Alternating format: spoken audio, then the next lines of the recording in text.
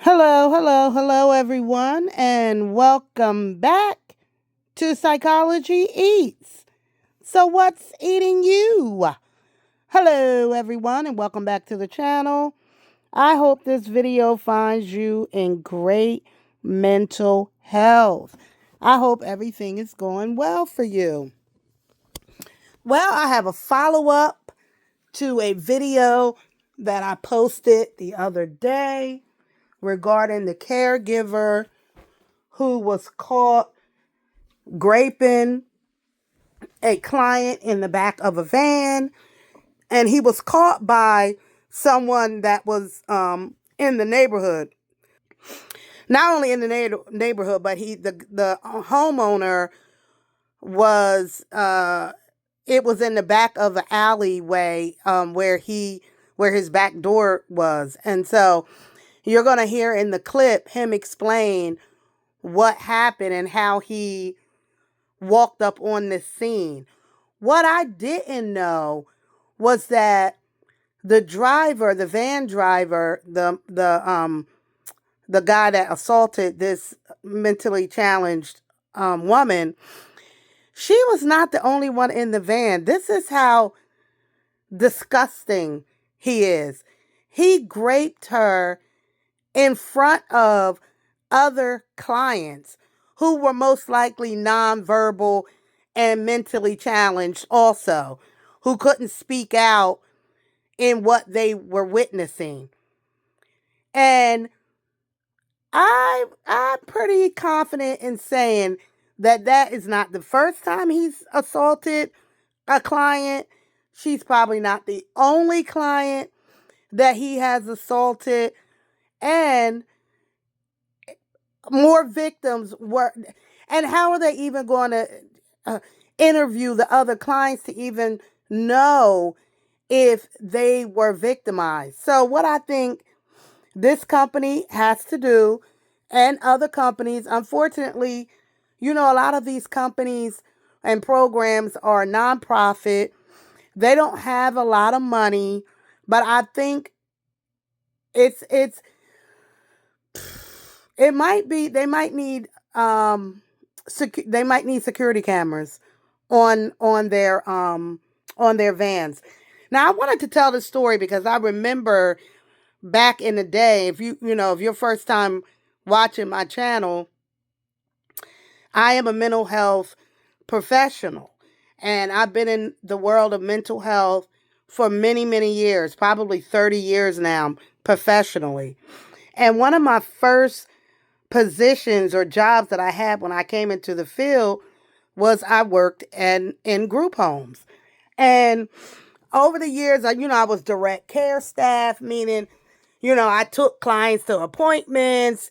I was in the group homes with the clients. At that time, we were, as the mental health specialists, and we were just emptying out the big institutions. We were going from deinstitutionalization to community-based living. And so we were bringing the clients in the community living in these group homes. So over the years, I ended up getting a supervisory position and hired a direct care staff to work in one of the group homes that I was supervising. And me, first of all, I was young, at the time, not a lot of experience, but so I had these two group homes at the time, and I had I had four women, four men, in two, they were townhouses actually. And so I had a client she was verbal, but she was mentally challenged. And so, although she was verbal, it was, her communication wasn't that good. It was really basic and like that of a 5 or 6 year old. So this particular client she had money. She had inherited, I'm going to say about $20,000.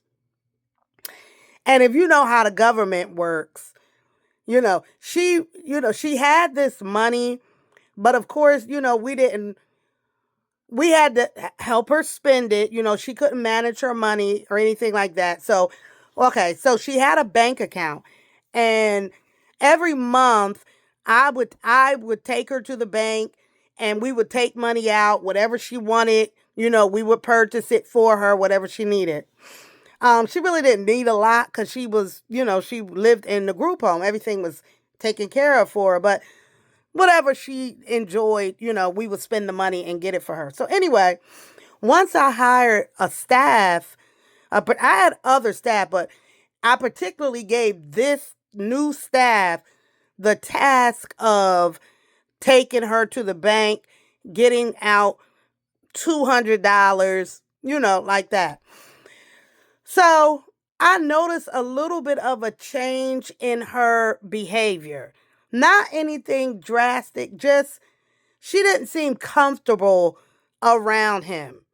And then she mentioned to me that she went to the bank, and it wasn't like I didn't authorize her to go to the bank or him to take her to the bank, and it was odd to me. So I said, so I took her. I went end up taking her to the bank a few days later or whatever. And when I walked in the bank, like the bank tellers was like, "Oh my God, we've been waiting for you. This guy's been coming in with her. We think he's staff, but they've been taking out large sums of money." And I'm like, "What?" Like this, describe him to me. Okay, it was one of my staff. He had drained her account, y'all. Like it was last when I saw the account, it had $20,000 in it. By the time I figured it out over, I'm going to say it was only about 3 or 4 weeks. He had drained her account, stole all her money. And really, only thing we could do was, prosecute him. Obviously, of course, I called the police and all of that. But it was a lesson learned for me early on in working in the field of mental health that everybody's not going to be honest, that everybody is not on the up and up, that some people are evil, some people are going to take advantage of disadvantaged people, and I cannot be so trusting of staff. And that lesson, I needed to learn that because as I grew in the field and had various positions, there were times where I had to fire staff, I had to call the county on staff, I had to call the police on staff for various reasons, including SA. And so we know that this stuff happens, but the more we can put safety around the clients and putting their best interests first, the better we're going to be. Are we going to be able to catch every weirdo, every, person that is going to be not truthful or a thief? No. But as supervisors and just staff in general, just having the best interests of the people that we serve. You don't have to be a supervisor to report bad behavior or someone doing criminal behavior. You don't. So here's the clip of the officer, not the officer, but the guy who caught this staff. Thanks, guys. You don't play with anybody's safety. That's someone's daughter, someone's mom, someone's sister, cousin. The victim is developmentally disabled. Police said the suspect was supposed to be taking care of her. New here at 6, News Center 7's John Bedell spent the day working to get new information on this story. I'm James Brown. Gabrielle Enright is off tonight. John joins us live. He felt like he was put in the right place at the right time. And that right place, James, is right where we're at right now, the alley that runs behind his house right here along Burkhardt Avenue. I want to show you his gate. He had told me he had left it open for his runaway dog, and he had a hunch to look out the back window at it on Tuesday, and he noticed it was all of a sudden closed. And he thought, I didn't close my gate. Who closed my gate? So he came to check it out, and after that, he now says he thinks the suspect had closed it to try and hide a crime. On our walk down his back alley, Travis Underwood told me he's been looking for his dog, Picasso. My dog ran away. I left the gate open so he'd have a chance to come back. But when he noticed someone closed his gate, he went to investigate. He says what he found Made me start crying, throw up. made him. So he caught this creep in the act of sexually assaulting this mentally challenged lady. And I'm going to say, I bet that's traumatizing. He said it made him throw up. He was traumatized by that. Physically sick. It was just a hard thing to even realize, like, is this really happening? Is this really going on right now? Dayton police say it was a rape. Travis broadcasted live on social media as he confronted the suspect. Why you ain't call the police? I don't want to. Why? I bet you don't. I don't want to give you the keys. And took his keys so he couldn't get away. I don't advocate violence, but the rapist had a couple of bumps upside his head, and I guess when he yanked him out of that van, I don't know. Travis's friend called 911. The victim, a woman in a van with several developmentally disabled adults in it. Court documents say she requires 24-hour care and is a GraceWorks Lutheran Services patient. Police say she was in the care of the suspect, Anthony Alcorn. We've confirmed Alcorn was working as a transport driver for GraceWorks. The agency helps adults with developmental disabilities. GraceWorks told us they fired Alcorn immediately. The court has reviewed the pretrial screening report. Look at him standing there looking stupid. Like, what? Huh? You know exactly what you did. Exactly. Ugh. Public safety assessment report. A judge told Alcorn Thursday he's facing charges of rape, kidnapping, and gross sexual imposition.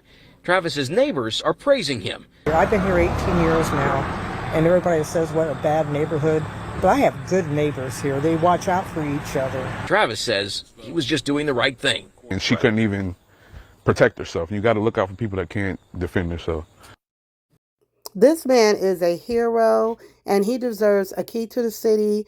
Thank you, thank you, thank you for stopping this rape and reporting it. The judge told Alcorn this afternoon he needs $500,000 to get out of jail. If he comes up with that money, the judge said he'll be on house arrest with a GPS ankle monitor. He pleaded not guilty to the charges today, and two of his family members. I wonder if one of those family members was his wife. Oh, my gosh.